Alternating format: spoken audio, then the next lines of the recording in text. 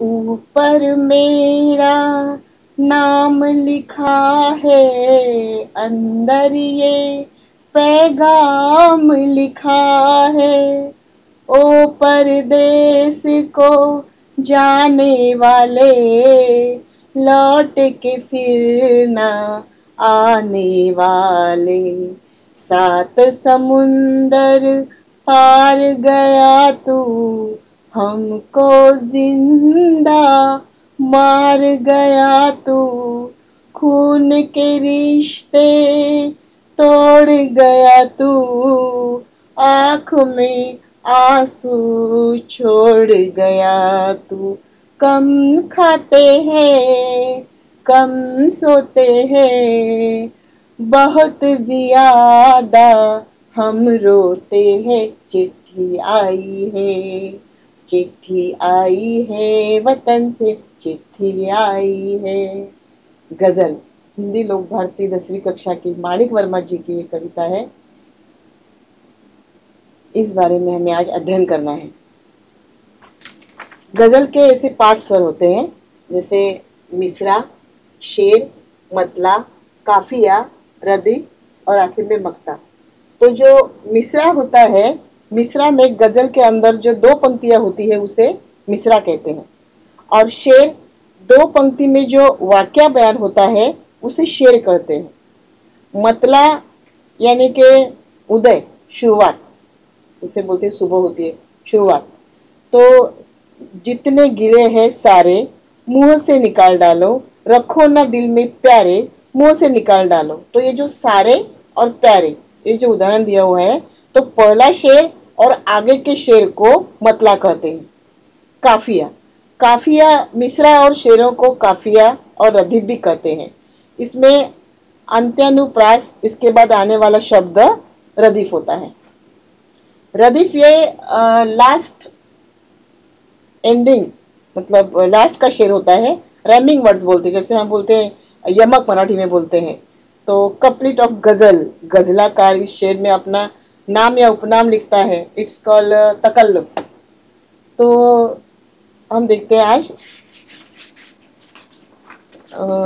जैसे बोलते हैं कि इन 5 स्वरों को प्रयोग करके, इन 5 स्वरों का प्रयोग करके गजलाकार गजल लिखता है। और इसे उर्दू में कविता को नज्म भी कहते हैं। गजल बहर से लिखी जाती है। गजल के अंदर जो स्वर होता है उसे बहर कहते हैं। बहर पर गजल लिखना आवश्यक है। इस पर पाबंदी लगाई गई थी, लेकिन वो भी हटाई गई है। रुबाई, कत्ता, मरसिया, मसनवी, नज्म, गजल, बहर, ये सब उर्दू विधा है, जिसकी शुरुआत अरबी साहित्य से। अरेबियन, इराकी, पाकिस्तानी, फारसी, उर्दू, नेपाली, हिंदी में काफी लोकप्रिय है।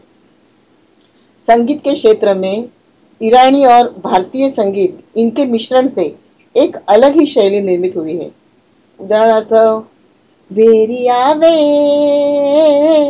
किया क्या कुसूर मैंने तेरा वे, इस तरह से। मतलब वेरिया वे किया क्या कुसूर मैंने तेरा वे, अच्छा किया तूने तोड़ दिया तूने, दिल मेरा बड़ा मगरूर था, अपनी वफा पे शर्मो हया पे कभी मुझे इतना गुरूर था। तो ये जो रैमिंग वर्ड्स जो आते हैं, ये मिलना बहुत जरूरी होता है।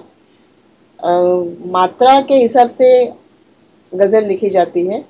तो जब मन कुछ बोलना चाहे और हम बोल ना सके, जब किसी को देखना चाहे और हम देख ना सके, और किसी की आवाज हम सुनना चाहे और सुन ना पाए, तब मन की इसी आंतरिक छटपटाहट को जब खूबसूरत शायराना अंदाज में बयान करते हैं, जैसे माणिक वर्मा जी ने तपते रेगिस्तान में जो जी हल्का करने के लिए किसी हरित भूमि की तलाश की है, तो उन्होंने उनकी प्रेरणा को नाम दिया है माणिक वर्मा जी ने गजल।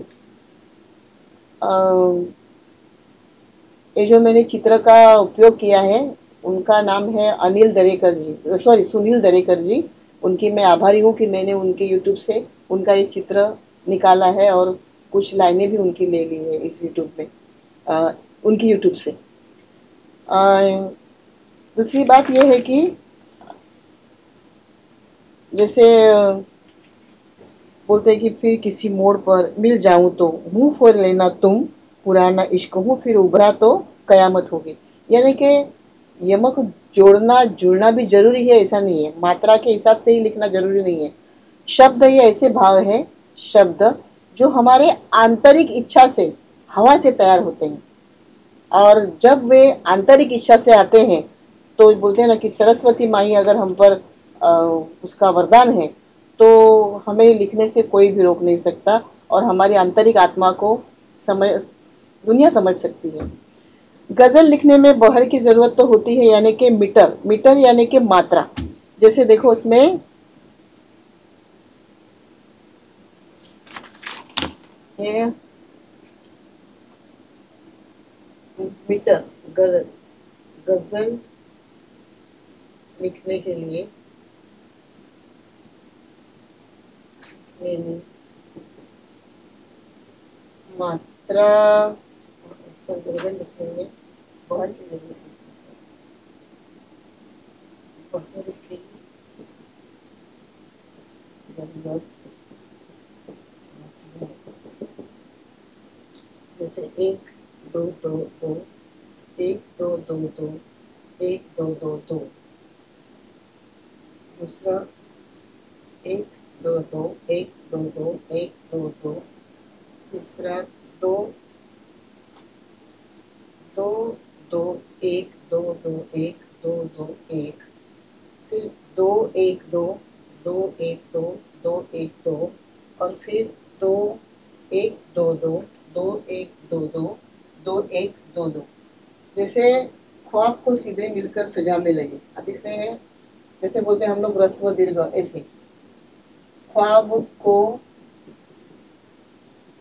मिलकर सजाने लगे, इस तरह से। तो यह पूरा मीटर होता है, इससे क्या कहते हैं, पूरा ये पूरा मीटर होता है। इस मीटर के द्वारा गजल लिखी जाती है।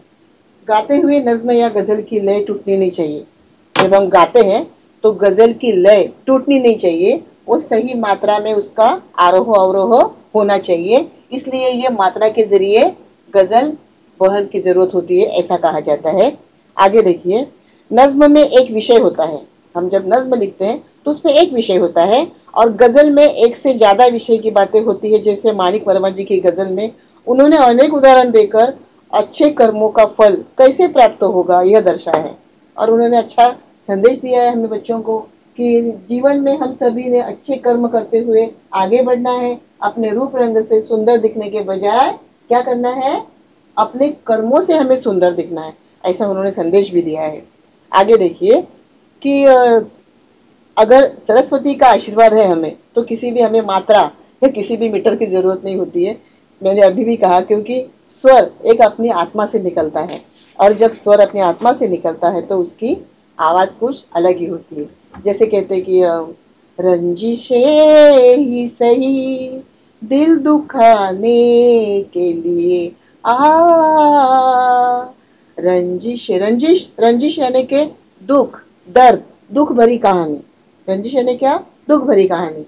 गजल यह उर्दू अरबी शब्द है, this is not Hindi words, और इसका उच्चारण भी सही होना चाहिए। कोई गजल, गजल, गजल कहते हैं, उसको गजल ही कहते हैं, गजल।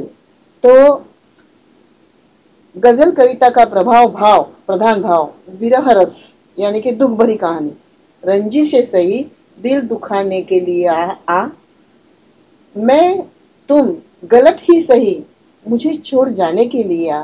यानी कि इस दो पंक्ति में, इस एक शेर में उन्होंने इतना बड़ा संदेश बयान किया है कि जीवन में मुझे आपकी जरूरत है और आप ही मेरे साथ चाहिए, ऐसा उन्होंने कहा है। जैसे कि रंजिशे ही सही दिल दुखाने के लिए आ, फिर से मुझे छोड़ जाने के लिए आ। गजल एक अरबी शब्द भी है। अरबी भाषा में इसका मतलब महबूबा होता है, और महबूबा से बातें करना, संवाद करना। जैसे जिस तरह रामायण में जब राम अपनी सीता को जब रावण उठा के लेके गया था, तब राम अकेले पड़े थे। तो उस वक्त राम जब जंगलों में घूमते थे सीता के विरह में, तभी वे बेल, झाड़ों की जो बेल होती है वो बेलों से बात करते थे, पेड़ से बात करते थे, प्राणियों से बातें करते थे। आप अगर नदी में झुककर अपना मुंह देखते हैं चेहरे तो नदी से बात करते थे। तो अपना वो विरह, दुख आंतरिक आत्मा से बात करते थे। और आंतरिक आत्मा से जो बातें होती है उसे क्या कहते हैं? गजल। दर्द बनकर फुगा न बन जाए, यानी रोते रोते पिघल गए इतना कि यह जमीन आसमान बन गई। मतलब रोते रोते इतना पिघल गए कि वो मेरे अश्रु, मेरे आंसू क्या हो गए हैं? आसमान में चले गए और मेरा दर्द हर जगह फैल गया है। तो दर्द बनकर फुगा न बन जाए, यह जमीन आसमान न बन जाए, यानी रोते रोते मैं इतना पिघल गया, इतना पिघल गया कि दुख के मायने यानी कि सुख और दुख अब मुझे समान दिखाई देता है। यहाँ चलती है अमीरों की सियासत। एक्चुअली यहाँ पर चलती है किसकी? अमीरों की सियासत।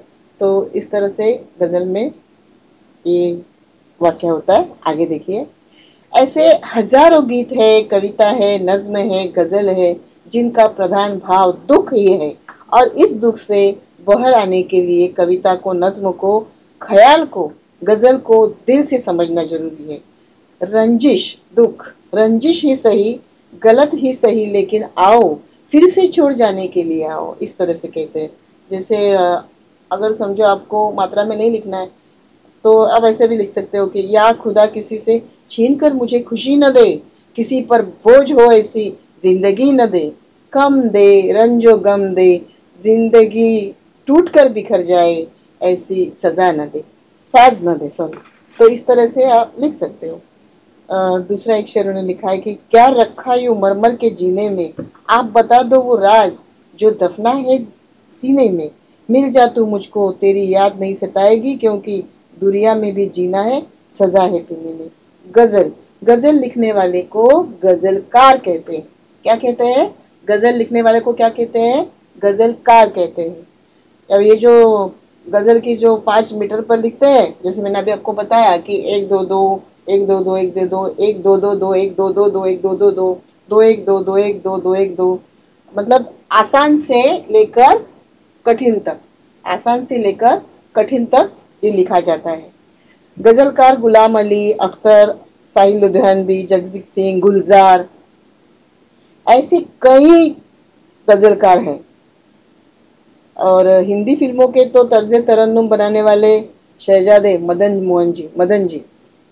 कविता की विधा हो या गजल हो, रुबाई हो या दोहा हो, मरसीहा हो या मनस्वी हो, नज्म हो, कोई भी गीत हो, यमक के द्वारे यदि लय ताल मिल जाए तो सरस्वती का वरदान ही समझ लीजिए। जैसे हम लोग लिखते हैं कि twinkle twinkle little star, how I wonder what you are, up above the world so high, like a diamond in the sky. मतलब ये जो हम लोग यमक के द्वारा लिखते हैं, मात्रा के द्वारा, तो उसमें एक लय, एक ताल होती है। जैसे रही मन मुश्किल आ पड़ी, तेरे बहु है काम, सीधे से जग ना मिले, उल्टे मिले राम। तो ये काम और राम, ये जो यमक है, ये कैसे है? लय ताल मिलाते हैं। ठीक है। और ऐसे उदाहरण तो मैं आपको बहुत देख सकती हूँ, लेकिन अभी हमें आगे चलना है। देखते हैं, अभी हम पाठ की ओर चलते हैं। पहले मैं आपको गजल, वर्मा जी की गजल पढ़कर सुनाती हूँ। आपसे किसने कहा स्वर्ण शिखर बनकर दिखो, शौक दिखने का है तो नीर के अंदर दिखो, चल पड़ी तो गर्द बनकर आसमानों पर लिखो, और अगर बैठो कहीं तो मील का पत्थर दिखो, सिर्फ देखने के लिए दिखना कोई दिखना नहीं, आदमी हो तुम तो आदमी बनकर दिखो, जिंदगी की शक्ल में जिसमें टूट कर बिखरे नहीं, पत्थरों के शहर में आईना बनकर दिखो। आपको महसूस होगी तब हर एक दिल की जलन, जब किसी धागे सा जलकर मोम के भीतर दिखो। एक जुगनू ने कहा मैं भी तुम्हारे साथ हूं, एक जुगनू ने कहा मैं भी तुम्हारे साथ हूं, वक्त की इस धुंध में तुम रोशनी बनकर दिखो। एक मर्यादा बनी है हम सभी के वास्ते, गर तुम बनना है तो सीप के अंदर मोती दिखो, डर जाए गर फूल बनने से नाजुक कली, तुम न खिलते फूल पर तितली के टूटे पर दिखो। कोई ऐसी शक्ल तो मुझको दिखे इस भीड़ में, मैं जिसे देखूं उसी में तुम मुझे अक्सर दिखो।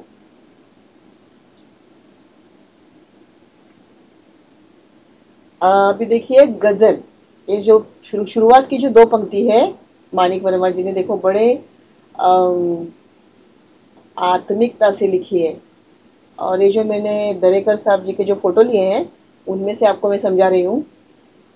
आपसे किसने कहा स्वर्ण शिखर बनकर दिखो, शौक दिखने का है तो फिर नींव के अंदर दिखो। नींव यानी कि ईंट, जो हम ईंटों का बांधकाम करते हैं। जैसे अभी हम देखते हैं कि जो 2 माले की इमारत है, 10 माले की है, 15 माले की है, 50 माले की है, 36 माले की हम इमारत देखते हैं। लेकिन जो उसकी नींव, नींव यानी कि बुनियाद, नींव यानी क्या, नींव यानी कि बुनियाद, जो बुनियाद होती है,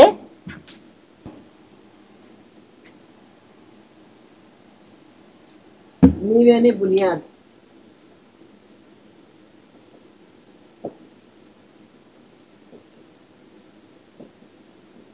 हम इसे इंग्लिश में फाउंडेशन बोलते हैं। क्या बोलते हैं? फाउंडेशन। तो ये अगर समझो भक्कम हो, अच्छी तरह से हो, जैसे 4 माले की जब इमारत बनती है तो 20 फुट का अगर उसमें नीचे खोद काम किया जाए तब वो इमारत, बिल्डिंग अच्छे से बनती है, नहीं तो जल्दी टूट जाती है। तो ऐसी जो इमारत है वो इतनी बड़ी इमारत है, तो इमारत का जो हमने क्या देखना चाहिए, पहले नींव देखनी चाहिए, बुनियाद देखनी चाहिए।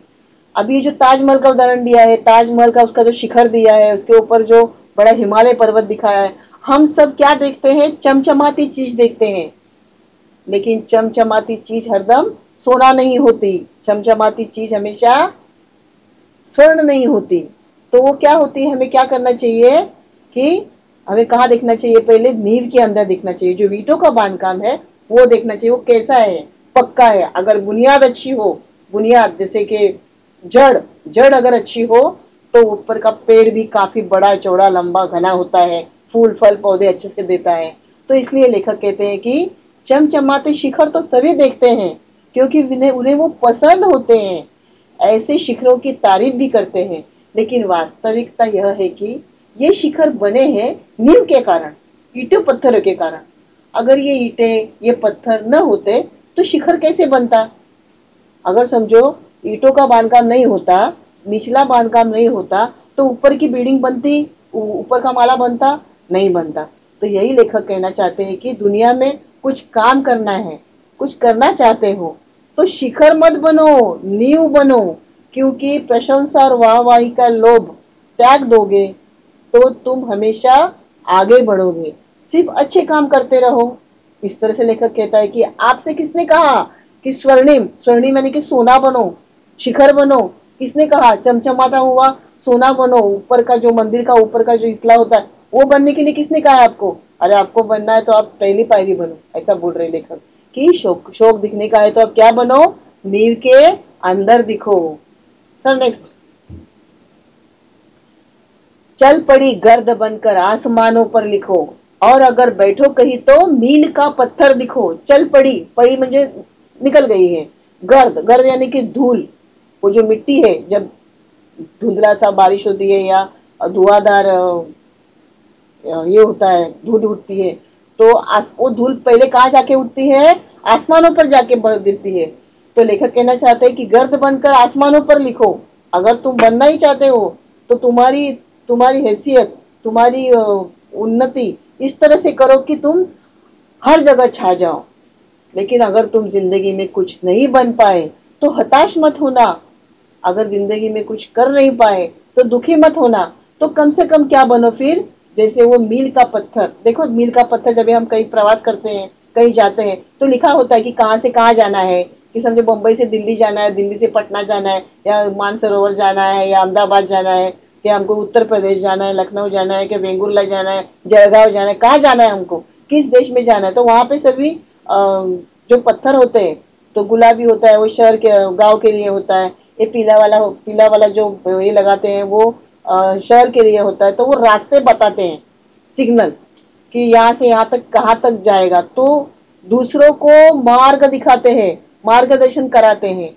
तो लेखक कहना चाहते हैं कि चल पड़ी गर्द बनकर आसमानों पर लिखो, और अगर बैठो कहीं तो मील का पत्थर बनो। मतलब अगर समझो जिंदगी में अगर तुम कुछ कर नहीं पाए, किसी कारणवश, किसी परिस्थितिवश अगर कुछ नहीं बन पाए, तो मील के पत्थर बनो और किसी को मार्गदर्शन दो। यानी कि मान लो तुम्हारे दोस्त है, स्कूल में है, तुम्हारे अड़ोस पड़ोस में है, रिश्तेदारों में है, अगर कोई ऐसे बच्चे हैं, कोई ऐसे लोग हैं कि जो जिंदगी में कुछ कर नहीं पाए, बहुत हताश है, बहुत दुखी है, तो उनके तुम मार्गदर्शक बनो, उनका तुम सहारा बनो। कि अगर तुम सहारा दोगे दूसरों को, तो तुम्हें अपने आप सहारा मिल जाएगा। और कहते हैं ना, तुम किसी को सहारा दो तो किसी का सहारा बनो, इस तरह। तो लेखक क्या कहना चाहते हैं कि अगर वो जो धूल है, वो गर्द जब आसमान पर उड़ती है तो सब जगह दसों दिशा में छा जाती है। तो ये दसों दिशा में जब छाती है तो पूरी दुनिया पहचानती है। तो इस धूल की तरह तुम पूरी दुनिया में छा जाओ, पूरी दुनिया में दिखो। लेकिन अगर नहीं दिख सको, नहीं दिख पाओगे, अगर कुछ कारणवश, तुम्हारी परिस्थितिवश या किसी भी कारणवश तुम अगर आगे नहीं बढ़ पाए, तो क्या करो, मील का पत्थर दिखो। और मील का पत्थर दिखकर क्या करो, तुम दूसरों का मार्गदर्शक बनो। Sir next.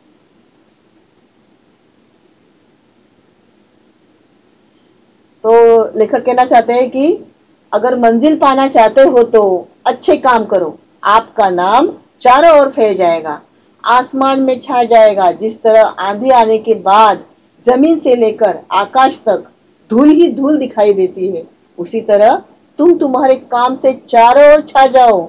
अगर आप मंजिल पाते पाते कहीं बैठ जाते हो, थक जाते हो, तो मील का पत्थर बनकर रहो, क्योंकि मील का पत्थर एक जगह होने पर भी आने जाने वालों के लिए मार्गदर्शन करता है। उसी प्रकार आप भी क्रियाशील होते हुए भी दूसरों की मदद करो। इस तरह से लेखक कहता है कि आप क्या करो, मील का पत्थर बनो। Sir next.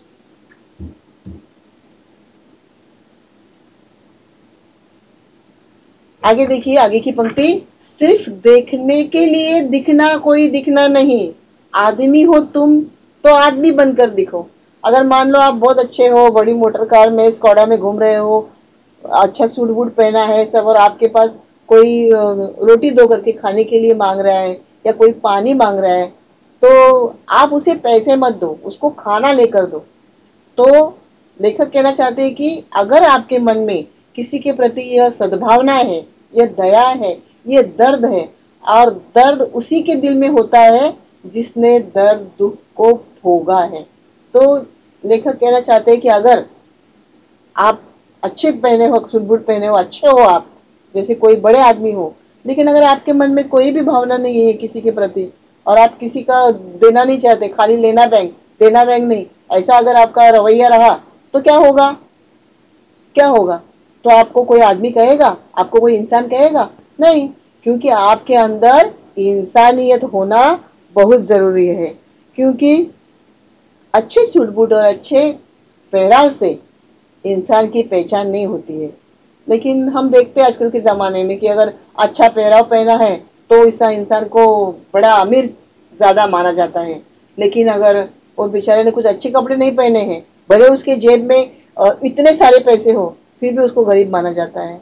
ऐसे एक उदाहरण देती हूँ। ऐसे हम लोग एक जगह पार्टी में गए थे, तो उस पार्टी में हम लोगों ने सभी ने अच्छे अच्छे कपड़े पहन के गए थे। हम लोग कुल मिला के 16 जन थे। तो और वो जो 17वां आदमी जो आया था, वो भी हमारे पार्टी में शामिल था, और जो एडमिन था उन्होंने भी उनको बुलाया था। और ऐसा तय हुआ था कि आश्रम को हम लोग मिलने के लिए जा रहे थे, भेंट देने के लिए। तो जहाँ पे हम लोग खड़े थे, सब लोग, हम लोग उसी की राह देख रहे थे। वो इंसान हमारे ग्रुप में आके खड़ा था, लेकिन हम लोगों ने किसी ने उसको पहचाना नहीं। और जिनके पहचान के माध्यम से वो आया था, उसने तो बिल्कुल नहीं पहचाना, तो हम लोग कैसे पहचानेंगे? और जब उस आश्रम को ये देने की, मतलब चंदा देने की जब बारी आई, तो हम लोगों ने अपनी अपनी हैसियत से पैसे इकट्ठा किए। लेकिन उस आदमी ने जो कैसी पैंट पहना था, कैसी शर्ट पहना था, और कैसा खड़ा था, कैसी उसकी दाढ़ी थी, कैसे उसके बाल थे, थोड़ा अचरज लग रहा था उसको देख के। लेकिन जब उसने अपने जेब में हाथ डाला, तो इतनी गड्डी निकालकर बिना गिने उस एडमिन के हाथ में देकर उस आश्रम के लिए चंदे के लिए दिया। सब लोग अपना मुंह ताकते रह गए, मुंह खोलते रह गए, आ करके देखते रह गए। मतलब कहने की बात यह है कि इंसान को कभी कभी कपड़ों से परखा जाता है, उसकी बातों से, उसकी वाणी से, उसकी अदाई से, उसके बर्ताव से नहीं पहचाना जाता। ऐसा भी कभी होता है। तो ऐसा भी नहीं होना चाहिए कि सिर्फ दिखने के लिए दिखना, कोई दिखना नहीं। तो कैसा होना चाहिए कि हमारे अंदर क्या होना चाहिए, एक इंसानियत का गुण होना चाहिए, क्योंकि ये तभी हो सकता है जब हम दूसरों के लिए अच्छे कर्म करते रहे। तो लेखक क्या कहते हैं कि लेखक का कहना है कि हमारा भाग्य है कि हम मनुष्य हैं। क्या बोलते हैं लेखक कि हमारा भाग्य है, हम मनुष्य हैं। माणिक वर्मा जी बोलती है हम समाज के कुछ देनदार लगते हैं। इस धरती पर हमने जन्म लिया है, इस धरती पर हम लोग खड़े हैं। आज हम अनाज खाते हैं तो हम खेती करने वाला किसान, उसके हम देनदार लगते हैं, उसके हम उपकारी हैं।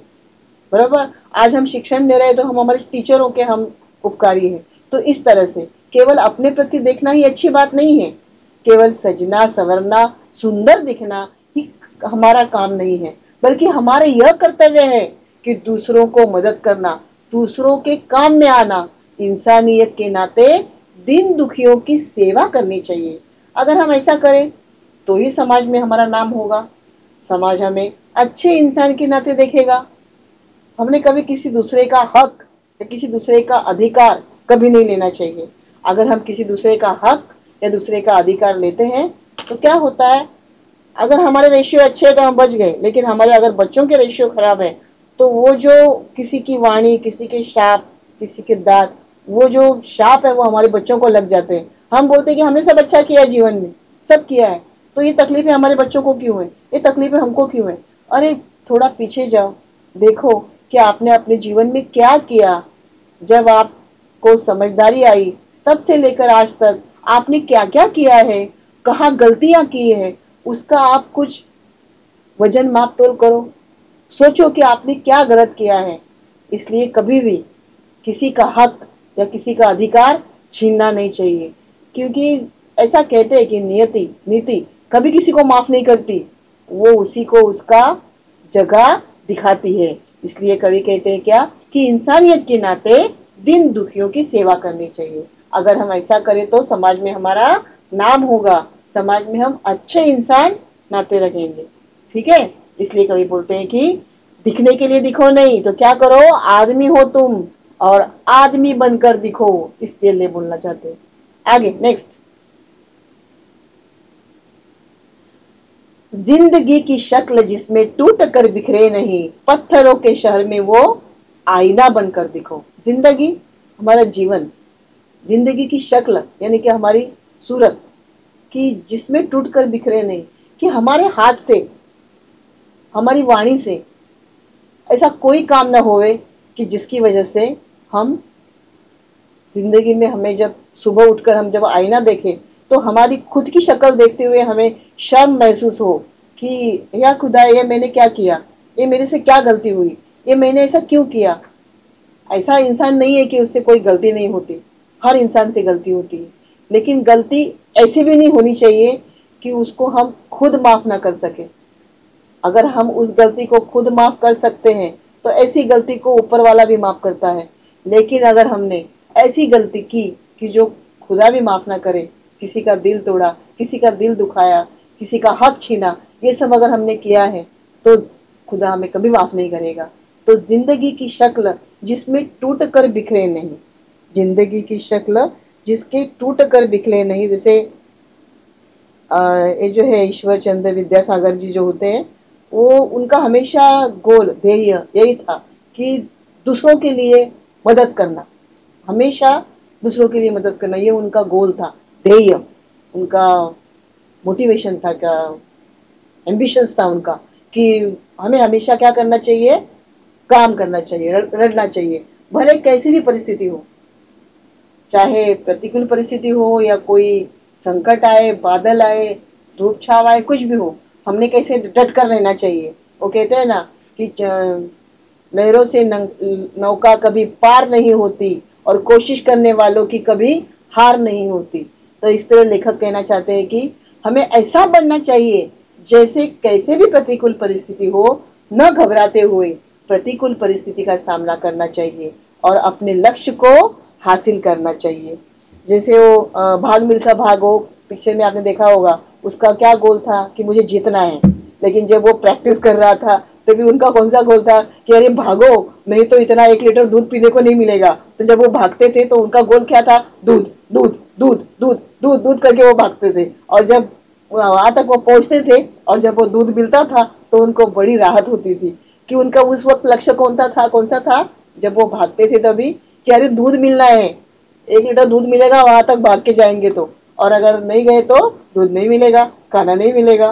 तो इस तरह से, लेकिन उनका मेन मोटिवेशन, मेन ये क्या था, उनका एम्बिशंस, मेन लक्ष्य क्या था, मेन गोल कि मुझे जीतना ही है, किसी भी हालत में मुझे जीतना ही है, इस तरह। सर नेक्स्ट, आपको महसूस होगी तब हर एक दिल की जलन जब किसी धागे सा जलकर मोम के भीतर देखो। मतलब आपने देखा होगा, अब जैसा वो मोमबत्ती होती है और मोमबत्ती के अंदर जो वो धागा होता है, जो धागा होता है मोमबत्ती के अंदर, तो जब हम मोमबत्ती जलाते हैं तो जिस तरह धागा जलता है उस तरह वो मोमबत्ती भी जलते जलते पिघल जाती है। यानी कि जो जलन, जो आग, जो दर्द, वो अगर धागे को है तो उसी तरह उस मोम को भी है। तो लेखक कहना चाहते हैं कि दूसरों के प्रति हमेशा दया का भाव रखना चाहिए, सहानुभूति होनी चाहिए, तब जाकर हम दूसरों का दुख जान सकते हैं और उसको कम कर सकते हैं। जिस प्रकार मोमबत्ती का धागा मोम के साथ रहता है, उसके साथ जलता है, उसी प्रकार हमें दिन दुखियों के साथ रहकर दुख हरना चाहिए।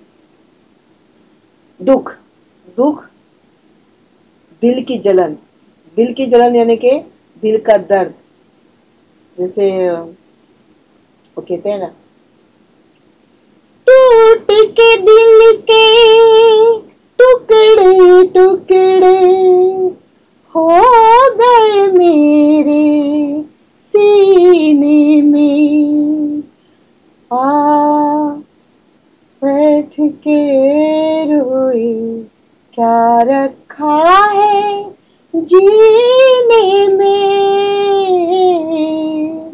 अखियों को रहने दे अखियों के आस पास, दूर से दिल की बुझती रहे प्यास। इसी तरह तो जो दिल की जलन है वो आपको दूसरों के दिल की जलन महसूस होनी चाहिए, और वो आप तभी महसूस कर पाओगे जब आपके दिल में दूसरों के प्रति सहानुभूति होगी। ओके, तो लेखक कहना चाहते हैं कि हमेशा दूसरों के प्रति दया का भाव रखना और सहानुभूति रखकर दुख जान सको दूसरा। जिस प्रकार मोमबत्ती का धागा मोम के साथ रहता है, आप भी ऐसे दुखी लोगों के साथ रहिए, दूसरों का दुख बांटिए, देखो फिर आपको कितना सुकून मिलता है। Sir next, sir next, sir next, sir ji next. एक जुगनू ने कहा मैं भी तुम्हारे साथ हूं, वक्त की इस धुंध में तुम रोशनी बनकर दिखो। लेखक क्या कहना चाहते हैं कि जब हमारे हालात खराब हो जाते हैं, चारों ओर मुसीबतें आती हैं, तो निराशा रूपी अंधकार छा जाता है। ऐसे में जरा सा सहारा भी बहुत बड़ा सहारा बन जाता है। जिस प्रकार घने अंधकार में छोटा सा जुगनू, जिसको मराठी में काजवा बोलते हैं, हाँ जुगनू, तो प्रकाश की किरण देता है, सहारा देता है, उसी प्रकार हमें हताश लोगों में मन में आशा की किरण जगानी चाहिए।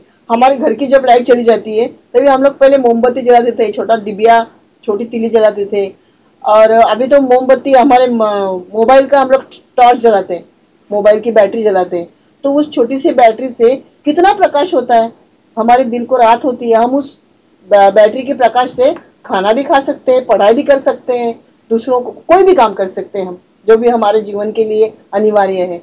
अगर समझो हम कभी किसी जंगल में गए मान लो, और रात हो गई, हमें अगर रास्ता नहीं मिला, तो ये जो काजवा जो है, ये जो जुगनू, जब पाँव में जुगनू चमके आधी रात को, तो ये जो जुगनू चमकते हैं, तो ये जो जुगनू है तो उनकी जो प्रकाश होता है वो इतना लखलखाट होता है उस प्रकाश से जंगल में, तो हमें अपने आप रास्ता दिखाई देता है।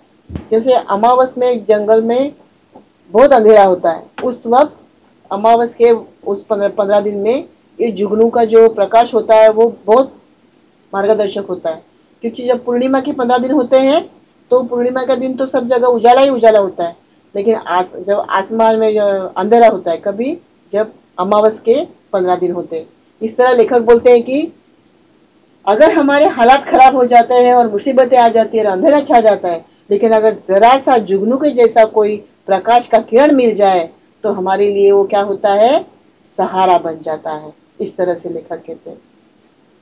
ठीक है,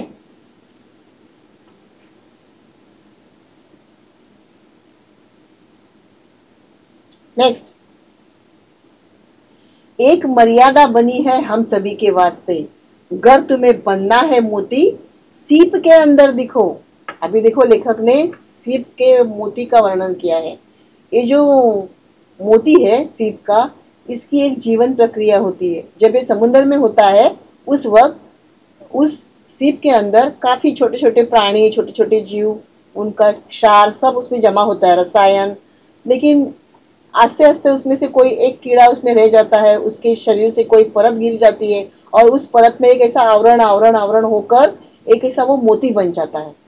तो ये जो उसकी जीवन प्रक्रिया है, लेखक कहना चाहते हैं कि मनुष्य समाजशील प्राणी है, उस पर समाज के कुछ बंधन है। यदि हम मर्यादा में रहते हैं तभी समाज हमें और हमारे व्यवहार को स्वीकारता है।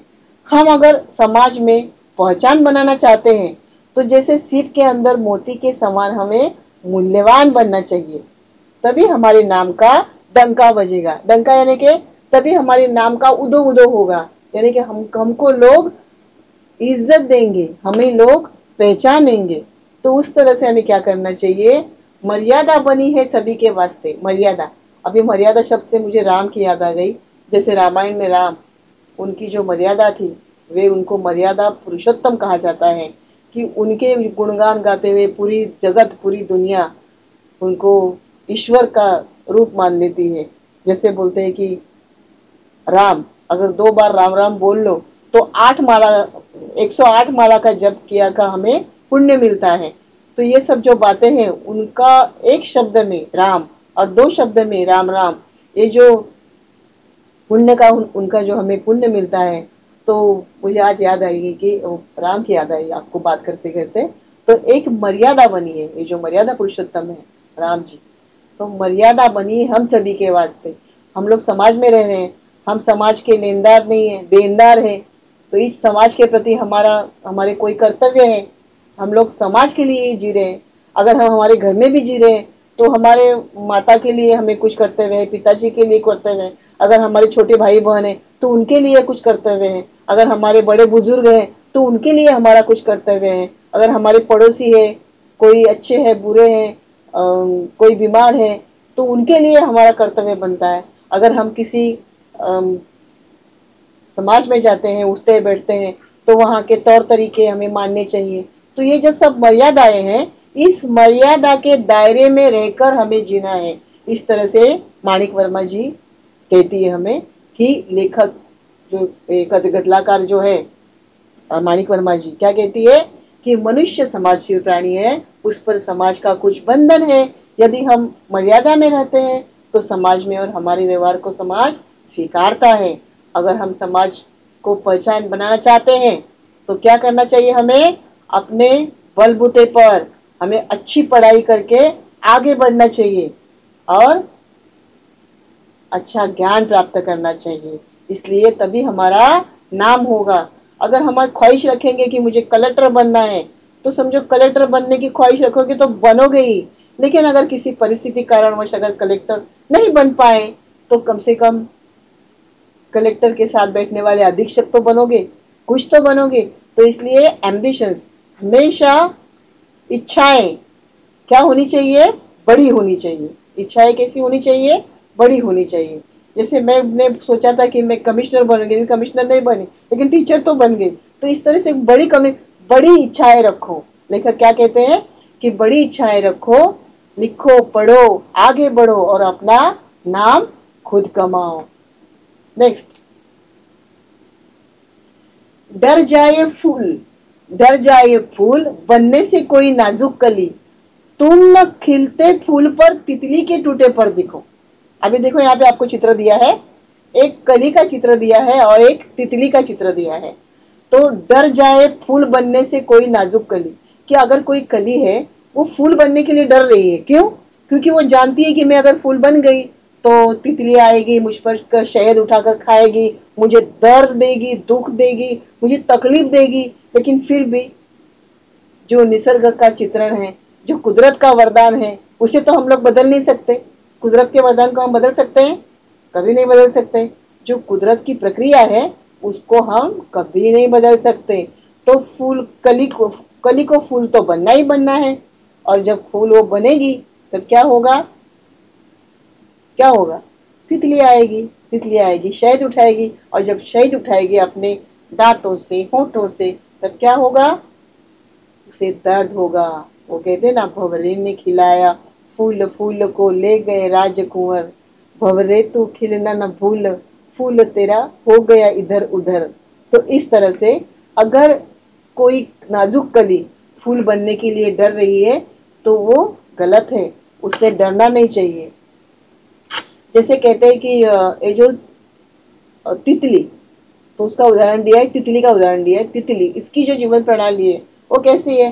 वो पहले एक देती है अंडा, उसके बाद वो उसका वो कीड़े के इसमें उसका रूपांतर होता है, और जब कीड़े में रूपांतर होता है तो वो चलने फिरने लगती है, और जब वो कीड़े में रूपांतर होती है तब पहले वो क्या खाती है? खुद के अंडे का कवच खा लेती है। उसको वो खाएगी क्या? और फिर उसके बाद जब वो धीरे धीरे चलने लगती है और उसका पुपा बनता है, पुपा यानी कि उसका एक बड़ा कवच बनता है उसके ऊपर, और फिर उस पुपा के बाद उस पुपा से उसका तितली के पर निकलते हैं, और जब तितली के पर निकलते हैं तब वो उड़ने लगती है, और जब उड़ने लगती है तो उसकी जीवन कितना होता है? सिर्फ 8 दिन। 8 दिन में वो बेचारी मर जाती है। तो क्या करना चाहिए? ये जो तितली है उसकी जो जीवन प्रणाली, जब वो पीपा बनती है तब उसको पीपा बनकर उसमें से उसकी पर निकलते हैं, और पर निकलने के बाद क्या होता है? वो उड़ने लगती है। फिर वो 8 दिन में खेलती है, कूदती है, यहाँ वहाँ बच्चे लोग पकड़ते हैं, फूल से गिरती है, और फिर वो 8 दिन में मर जाती है। फिर भी वो अपना जीवन प्रक्रिया बंद नहीं करती है, वो अपना काम करते रहती है। तो इस तरह से कवि ने वर्णन दिया है कि डर जाए फूल कोई तो नाजुक कली, डर जाए फूल बनने से कोई नाजुक कली, तुम न खिलते फूल पर तितली के टूटे पर दिखो, कि तुम उस तितली को देखो कि उसके पंख कैसे बिखरे हो और कैसा उसका जीवन समाप्त हुआ है। तो तुम डरो नहीं, तुम्हारे जीवन में कोई भी समस्या आ जाए तो तुम्हें डरना नहीं चाहिए, आगे बढ़ना चाहिए। नेक्स्ट, नेक्स्ट,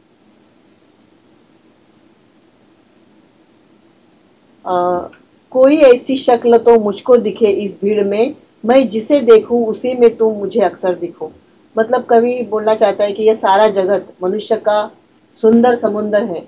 रोज के जीवन में बहुत अनगिनत चेहरे दिखाई देते हैं। ऐसे में कवि कहते हैं कि ईश्वर, हे ईश्वर, मैं जिनके तरफ भी देखूं उनमें तुम मुझे नजर आओ, क्योंकि तुम सभी जगह हो। इस तरह से वे कहना चाहते हैं, कि बोलते हैं कि इस भीड़ में ऐसे इस तरह से ऐसे आसमान पर हाथ करके बोलते हैं कि ए ईश्वर या खुदा, कि ऐसी कोई शक्ल मुझको दिखे इस भीड़ में कि मैं जिसे देखूं उसमें मुझे तुम देखो, यानी कि तुम देखो, यानी कि जो ईश्वर का देवत्व है, जो ईश्वर का रूप है, जो ईश्वर के गुण हैं, वो मुझे उस इंसान में दिखे। इस तरह से कवि कहना चाहते हैं इस गजल में। Next sir, next.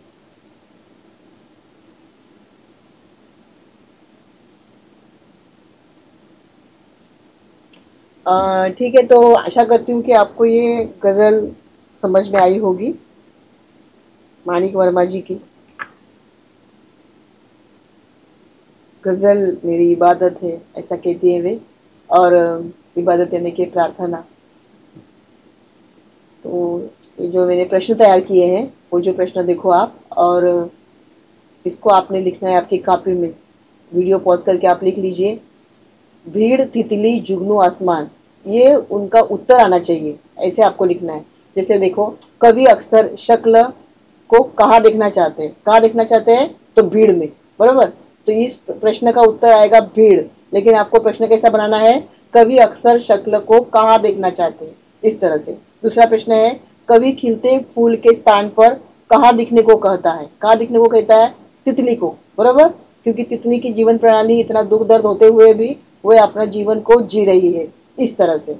तीसरा देखो, वक्त की धुंध में साथ रहने को किसने कहा, तो जुगनू ने कहा। वक्त की धुंध में मतलब जैसी भी हो जिंदगी जियो, भले तुमको जरा सा प्रकाश मिले, आगे बढ़ते रहो। चौथा है, दिखने का शौक है तो क्या बनो, अगर तुमको दिखने का शौक है तो क्या बनो, आसमान बनो। इस तरह से आपको ये 2 गुण के लिए प्रश्न परीक्षा में आएगा। सर नेक्स्ट आगे देखिए, ये भी आपको प्रश्न 2 गुण के लिए आएगा। निम्नलिखित पंक्तियों का भावार्थ लिखिए। कोई ऐसी शक्ल तो मुझको दिखे इस भीड़ में, मैं जिसे देखूं उसी में तुम मुझे अक्सर दिखो। एक इसमें की आखिर लास्ट की पंक्तियां है, जिसे हम लोग काफिया मक्ता बोलते हैं उर्दू गजल इसमें शायरी में। हे ईश्वर, मैं चाहता हूँ कि समाज की भीड़ में मैं जिसे भी देखूं उनके चेहरे में तुम ही नजर आओ।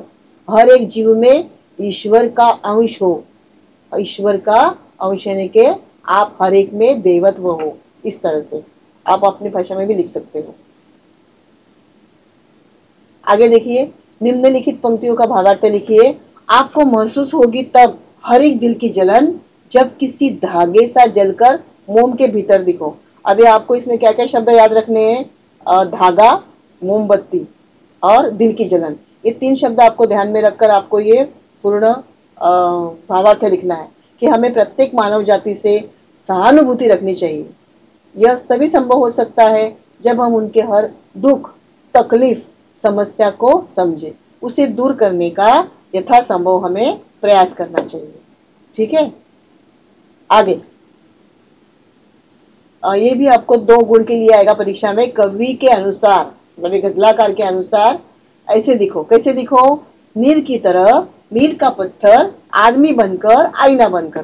तो आप क्या दिमाग में आपने क्या रखना है, कैसे आपको बात करना है, नीव, मील, आदमी, आईना। कैसे बोलना है, नीव, मील, आदमी, आईना। नीव, नीव की तरह, मील, मील का पत्थर, आदमी, आदमी बनकर, आईना, आईना बनकर। नेक्स्ट ये आपको परीक्षा में 2 गुण के लिए आएगा। गजल में प्रयुक्त प्राकृतिक घटक। गजल, गजल क्या है हमने देखा है, पढ़ा। और प्रयुक्त यानी कि जो आए हुए शब्द है, और प्राकृतिक यानी कि नैसर्गिक, नेचर। कौन से घटक है, कौन से शब्द है, तो फूल, तितली, मोती, सीप, ये शब्द याद रखो और 2-3 बार कविता पढ़ लो, याद हो जाएगी। नेक्स्ट आकृति पूर्ण कीजिए। आकृति पूर्ण कीजिए, संजाल पूर्ण कीजिए, वेब पूर्ण कीजिए। ये जो शब्द एक ही माने के हैं। तो मनुष्य से अपेक्षाएं, गजलाकार की क्या अपेक्षाएं हैं मनुष्य से, और समाज की क्या अपेक्षाएं होनी चाहिए, तो मानवीय गुणों को अपनाना है, निराश और हताश लोगों के मन में आशा की किरण जगाना है। ठीक है, ये आपने लिखना है। ये सब आप वीडियो पॉज करके लिख लीजिए।